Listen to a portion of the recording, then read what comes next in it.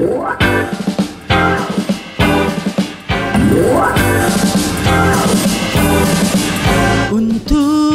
apa harta dunia bila tak ada cinta yang menyerta?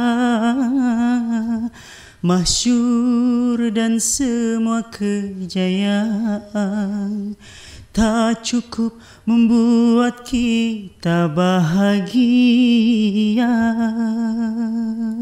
Welcome Aircast, RRI Podcast. Nah, hari ini kembali ya ketemu bareng Iki atau biasa disapa Iki Belitung, terus juga biasa disapa Iki Dangdut. Nah, jadi kenapa disapa Iki Dangdut? Karena aku itu penyuka lagu-lagu dangdut. Kan udah di awal nih opening aku nyanyi lagu Sekali Seumur Hidup.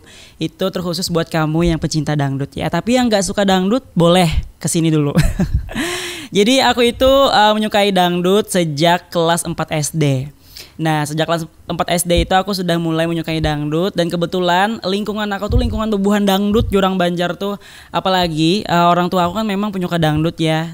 Sering di rumah ketika lagi istirahat, yang diputar tuh bukan lagu pop, bukan lagu-lagu legend atau lagu-lagu nostalgia atau lagu-lagu bahari Jurang Banjar. Tapi yang diputar lagu-lagu dangdut, lagu-lagu Rhoma Irama, terus lagu-lagu Epi Tamala, bahkan dari lagu yang sering diputar oleh orang tua aku itu, lagu Epi Tamala judulnya Duka. Itu menjadi awal puncak aku tampil di atas panggung. Biasanya kan dari kelas 4 SD ya. Dari kelas 4 SD biasanya aku cuma nyanyi di kamar mandi, terus Jurang Banjar tuh kuciak-kuciak di rumah karena bapak aku tuh mensupport dengan membelikan mikrofon, terus membelikan salon atau speaker gitu ya. Nah, setelah itu dari lagu Epi Tamala yang aku dengar, aku menyukai satu lagu Duka. Jadi lagu Duka itu seperti ini. Ho ho ho, kemana langkah kakiku berpijak, selalu ku bawa dirimu di jiwa. Nah, dari lagu tersebut aku mulai memberanikan diri bahwa ini kayaknya lagu ini harus aku nyanyikan di atas panggung. Kebetulan di jalan Banjarmasin ya. Di Banjarmasin pastinya ada momen yang di sana itu aku kebetulan bisa mengungkapkan atau menyanyikan sebuah lagu yang aku sukai, itu judulnya Duka tadi. Jadi ada acaranya itu live di TV karena lagi break. Jadi katanya siapa nih warga Banjarmasin, warga sekitar sini yang mau menyumbangkan suaranya. Maka dari itu aku tuh ditunjul mamaku, maksudnya ditunjul tuh didorong ya, didorong mamaku, terus didorong nenekku, katanya buktikan kepada orang-orang bahwa kamu tuh bukan penyanyi yang ecek-ecek ya atau penyanyi kamar mandi saja. Buktikan bahwa kamu itu bisa menjadi penyanyi yang besar. Maka dari itu kan aku tuh kayak termotivasi untuk bernyanyi di atas panggung. Setelah itu aku bernyanyi dengan sepenuh hati walaupun tetap dibully ya. Tapi sebelumnya nih flashback dulu. Sebelumnya aku dari kelas 4 SD itu aku dibully juga. Kenapa jadi namanya Iki Dangdut? Karena di lingkungan tetangga, di lingkungan rumah aku tuh aku sering diejek Iki Dangdut. Jadi ketika aku lewat, Iki Dangdut, Iki Dangdut. Nah, candaan itu seperti itu. Dari orang tua sampai anak-anak ngata-ngatain aku Iki Dangdut. Jadi aku cuma diam. Aku balas dengan senyuman. Kasih senyum aja. Kasih senyum dan aku tetap bernyanyi seperti apa yang aku inginkan gitu. Aku tetap nyanyi di rumah. Lalu datang acil-acil. Acil-acil tuh ibaratnya Jurang Banjar tuh acil-acil, apa ya lah artinya lah. Pokoknya harus tahu intinya acil-acil. Acil-acil datang lewat. Kenapa ikam niki jar? Menyanyi di rumah aja jar, kada wani menyanyi di luar. Buktikan bang suara ikam tuh bagus jar gitu loh. Jadi aku ini terpacu. Aku terpacu untuk berani tampil di depan orang. Nah, maka dari itu kembali lagi tadi di acara yang streaming di TV. Aku memberanikan diri, aku sudah tampil. Lalu setelah aku berani tampil, aku mulai mengikuti lomba. Dari kelas 4 SD itu belum berani untuk mengikuti lomba, cuma nyanyi di kelas. Terus masuk ke MTS, itu bukan nyanyi lagu dangdut, tapi islamik banget, aku lomba ajan, terus lomba tilawah. Nah, setelah aku masuk di kelas SMA, aku memberanikan diri untuk mengikuti nasyid. Nasyid itu nyanyi lagu islami. Setelah itu, karena memang di lingkungan sekolah aku itu ada yang suka dangdut, jadi terbawa juga tersalurkan bakat menyanyi dangdutku. Maka dari itu aku mengikuti lomba dangdut, terus mengikuti lomba lagu-lagu daerah. Dan suatu ketika aku mengikuti lomba lagu dangdut dan alhamdulillah aku bisa menjadi juara. Walaupun bukan masuk dalam kategori 3 besar, tapi itu menjadi pemicu buat aku lebih baik lagi. Terus ikut lagi, alhamdulillah masuk 3 besar, terus ikut lagi dan alhamdulillah juara 1. Nah dari situ aku semangat lagi nih untuk belajar menyanyi dangdut. Tapi ketika aku sudah berjalan menyanyi dangdut itu sampai kelas SMA, baru aku masuk SMA kan. Setelah itu ada namanya lomba Bintang Radio tahun 2017. Nah, ketika aku mendengar lomba Bintang Radio, aku langsung kayaknya ini ajangnya bergengsi banget nih dari RRI Banjarmasin. Ya iyalah, namanya Bintang Radio. Bintang Radio kan banyak tuh, ada dari Jakarta, dari Ambon dan lain sebagainya. RRI Banjarmasin mengadakan itu, Bintang Radio tahun 2017. Karena aku tertarik untuk mengikuti lomba tersebut, maka aku mencari informasi dan awalnya insecure ya. Karena aku ini siapa gitu. Nah, aku ini bukan siapa-siapa, maksudnya bukan penyanyi pop yang ikut kan memang ahli dalam menyanyi pop ya. Jadi ketika aku dapat informasi bahwa lagu itu adalah lagu-lagu pop, satu lagu yang aku ingat yaitu ada Jazz dari Mata. Aku mulai konsul dengan alumni Bintang Radio tahun 2016, namanya itu Winda. Kata Winda tersebut, ya udah Ki, gas aja langsung ikut gitu ya. Karena aku nih kurang percaya diri, karena aku takut ketika aku menyanyikan lagu pop, aku akan membawa unsur cengkok dangdut. Contohnya aku pernah pertama kali konsul dengan Winda ya, pemenang Bintang Radio tahun 2016. Aku konsul di sana dan aku mencoba menyanyikan. Jadi menyanyi seperti ini. Dari matamu, langsung dong dikat ke Winda. Karena apa? Karena nyanyi pop itu nggak seperti itu Ki katanya. Jadi aku belajar banyak dari sore sampai jam 12 malam, kuciak-kuciak di orang Banjar tuh, atau teriak-teriak di rumah orang, dan di samping kiri kanannya orang udah tidur. Jadi karena semangat banget latihan lagu pop, dan alhamdulillah 3 kali mengikuti ada tahapannya di Bintang Radio itu. 3 kali tahapan aku menyanyikan lagu Jazz dari Mata, dan ternyata ketika aku menyanyikan lagu Jazz dari Mata itu dari tahap 1, tahap 2 sampai tahap terakhir kan lagunya itu dikuncang tuh, atau di apa ya bahasanya, diacak, lagunya diacak. Jadi kita nggak tahu saat final itu kita dapat lagu apa gitu. Ketika aku siap mengambil lagu yang akan kunyanyikan di final, kan tuh dikuncang ya. Dan alhamdulillah aku mendapatkan lagu yang sama dari penyisihan sampai final dengan judul Lagu Dari Mata. Dan alhamdulillah setelah aku belajar sungguh-sungguh nyanyi lagu pop walau masih terbawa dengan unsur dangdutnya, aku bisa menjadi juara 1 perwakilan RRI Banjarmasin Bintang Radio tahun 2017 ke Ambon atau di Maluku. Nah, dan sampai di Ambon aku mulai takut dengan orang-orang karena orang-orang penyanyi luar biasa.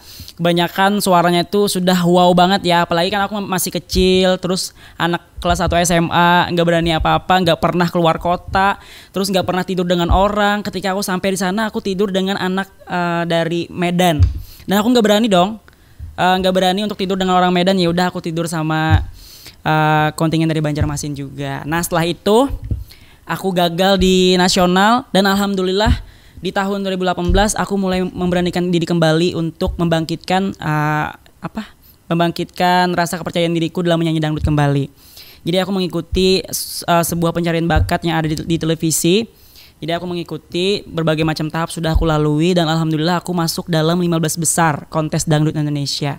Tapi di Banjarmasin. Dan saat itu kan lagi dilema nih. Kapan sih pengumumannya? Kapan sih aku lolos? Dan sudah bikin video klip juga di rumah, kamera-kamera banyak datang, terus warga-warga juga ikut meriah ya, ikut nonton. Jadi orang banyak tuh abut melihat ini apa gerang ini pindah di syuting Banarjar. Dan ternyata setelah pengumumannya keluar, dan ternyata aku belum lolos untuk ke Jakarta. Tapi itu nggak apa-apa. Tapi itu tidak apa-apa teman-teman. Ketika kamu berusaha menjadi orang yang lebih baik, insya Allah setelahnya kamu akan mendapatkan hasil yang baik. Nah, jadi ketika itu aku sudah gagal, aku mencoba lagi. Dan ada di suatu kesempatan ketika aku masuk ya, ini ceritanya udah lulus sekolah SMA nih. Aku masuk di kuliah di pendidikan seni pertunjukan. Kenapa aku milih pendidikan seni pertunjukan? Karena memang basic aku ada di seni. Jadi aku milih jurusan itu, dan di tahun 2020 aku mendapatkan informasi bahwa ada lomba nasional tapi ada tangkai lomba menyanyi dangdut. Nah, dan aku buktikan di sana bahwa aku bisa menyanyi dangdut. Jadi aku mengikuti lomba tersebut dengan berbagai macam tahapan. Dan alhamdulillah di tahun 2020 aku menjadi perwakilan Kalimantan Selatan atau mewakili Universitas Lambung Mangkurat. Aku keluar sebagai juara satu menyanyi dangdut tingkat nasional pada tahun itu. Dan alhamdulillah sujud syukur karena menyangka bahwa aku bisa menjadi juara. Dan di sana tuh di rumah karena online ya, tapi saat itu online jadi diadakan di Jakarta, cuma online karena COVID. Jadi ketika aku menjadi juara aku langsung sedih, aku langsung bersujud dan mencium orang tuaku karena memang suatu kebanggaan yang memang luar biasa, juara satu nasional loh. Kapan lagi aku juara satu nasional, apalagi juara satu nasional itu yang aku sukai lagu-lagu dangdut. Nah setelah itu aku ikut lagi tahun 2022. Aku mengikuti tangkai lomba menyanyi keroncong. Nah, karena aku ini terpicu untuk menjadi penyanyi yang besar, karena kan cita-citaku tuh adalah menjadi penyanyi dangdut yang luar biasa atau penyanyi yang profesional di televisi ya. Terus aku banyak belajar, aku belajar lagi genre keroncong. Terus aku berhasil kembali mewakili Kalimantan Selatan ke Malang ya. Mewakili Kalimantan Selatan di Malang, dan alhamdulillah aku keluar sebagai harapan, kalau nggak salah juara 6 atau juara 7 ya, kata jurinya ya, aku harapan 6 atau harapan 7. Nah setelah itu aku mulai ikut lagi audisi-audisi yang ada di televisi, dan sekarang aku mengikuti juga audisi tahun 2023, tapi belum tahu hasilnya seperti apa, karena memang tujuanku adalah menjadi penyanyi dangdut yang terkenal atau penyanyi dangdut yang profesional ya, karena itu memang tujuan dari orang tuaku juga. Sering nonton TV, kapan sih kamu Ki ada di TV itu? Jadi ya udah Mak, tunggu aja, mudah-mudahan ada rezekinya. Dari situ aku terpicu untuk belajar terus, karena memang tahun ini ya aku berjanji tahun ini kalau misalkan aku nggak lolos, ya udah aku nggak ikut lagi gitu. Bukan memutuskan semangat ya, tapi karena memang sudah lelah dengan semua ini gitu loh. Jadi aku sudah mencoba ikut 2 kali di tahun ini. Kalau memang belum berhasil juga ya udah gak apa-apa. Tapi di balik semua prestasi yang aku jalani, ada satu yang membuatku sedih. Karena apa? Karena sesuatu yang aku jalani, aku menjadi seorang penyanyi itu tanpa dukungan dari seorang saudaraku sendiri. Saudaraku memang orangnya pendiam ya, bukan kayak aku nih cerocosan atau jurang Banjar tuh kelatikan gak sih? Kelatikan tahu gak sih orang Banjar yang tahu kelatikan, komen di bawah nih lah. Nah, aku tuh nyanyi sering juara, pengen dong cerita sama saudara atau jurang Banjar di sanak. Ketika aku bercerita, memang tanggapannya itu tidak sesuai dengan apa yang aku kehendaki. Katanya dia tidak setuju, ngapain sih jadi penyanyi, gak punya banyak uang, ngapain sih jadi ini, gak menghasilkan uang. Maunya itu aku menjadi pekerja atau pekerja kantoran bahasanya ya, cuma nongkrong di depan laptop, di depan komputer, ngetik-ngetik doang, maunya seperti itu. Tapi ketika aku menjadi penyanyi, penghasilanku katanya terlalu dikit. Padahal ketika aku menjadi seorang penyanyi, aku menang lomba bintang radio, menang Peksi Minas, menang ini, dan aku banyak menghasilkan uang. Dari 7 juta, 10 juta, bahkan tabunganku tuh banyak banget guys, perlu kalian tahu ya. Jadi setelah tabunganku banyak, tabungan tuh habis karena bayar buat kuliah. Nah jadi buat teman-teman nih, buat kamu yang ada di sana yang menyaksikan video ini, jadikan video ini sebagai motivasi buat kamu. Bahwa ketika kita berproses itu pasti hasil prosesnya itu akan menjadi kenyataan, akan menjadi sebuah hasil yang bagus gitu ya. Ibarat bunga tuh, ibarat bunga ini kuncup loh, ini akan mengembang. Nah jika buah impian itu belajar bujur-bujur, pasti karena hasilnya akan menjadi bagus, seperti itu. Jadi janganlah mengecilkan diri sendiri, berusahalah bahwa diri sendiri itu pasti bisa. Jadi satu juga, jangan bihiri lawan pencapaian orang lain. Ketika kalian sudah punya potensi, entah itu jadi penyanyi, entah itu jadi presenter, entah itu jadi pesilat dan lain sebagainya, cintailah apapun yang kamu punya. Cintailah seperti kamu mencintai aku. Jadi intinya jangan mengecilkan diri sendiri. Ketika kita sudah berproses, prestasi akan mendekati kamu. Intinya semangat berprestasi buat kamu yang ada di sana. Love you dari Iki Belitung. Wah, sampai jumpa di RCast berikutnya, RRI Podcast.